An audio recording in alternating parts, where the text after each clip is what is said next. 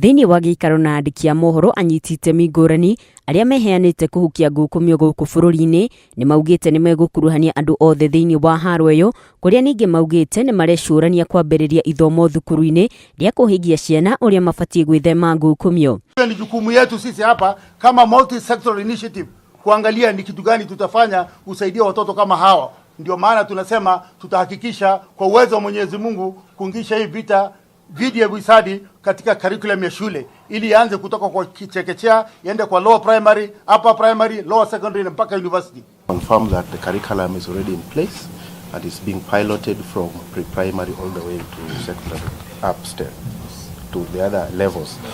Now, atongoria maugĩte ngukumio yambagĩrĩria mĩciĩ-inĩ na gũcoka gũtherema thĩinĩ wa honge itiganĩte kũrĩa rĩu aciari mahinyĩrĩirio mamũrĩke na kinyi mĩikarĩre yao nĩguo matikahande mĩri ya ngukumio matekũmenya. Lazima pia hata kule nyumbani kuna ufisadi inaanza, na mama anapofanya ufisadi na mtoto wake ufanye ufisadi bila kujua anafanya nini. Kwa mfano anaita mtoto, njoo nenda ununue nyama pale tukuwapikia chakula. Mtoto ana sita. Mama anamuita mtoto mara pili, njoo, ana sita. Baadaye mama anaambia mtoto shika shilingi 10 ya peremende na uende ulete nyama. Mtoto atakimbia haraka sana kuleta. Mama anajiingisha katika ufisadi na kujihusisha katika ufisadi bila kujua. Kwa hivyo ni jukumu yetu sisi hapa kama multi sector initiative kuangalia ni kitu gani tutafanya kusaidia watoto kama hawa.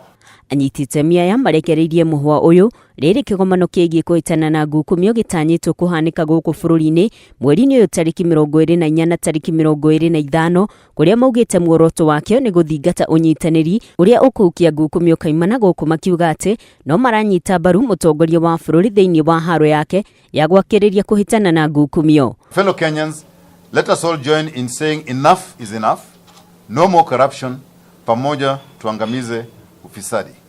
And now we are coming together and calling for the support of every Kenyan to fight corruption. It's an opportunity that has emerged. Let us embrace it. Let us work together. Let us feel free to shame, but again own this country because Nugari Wabui, Jata TV.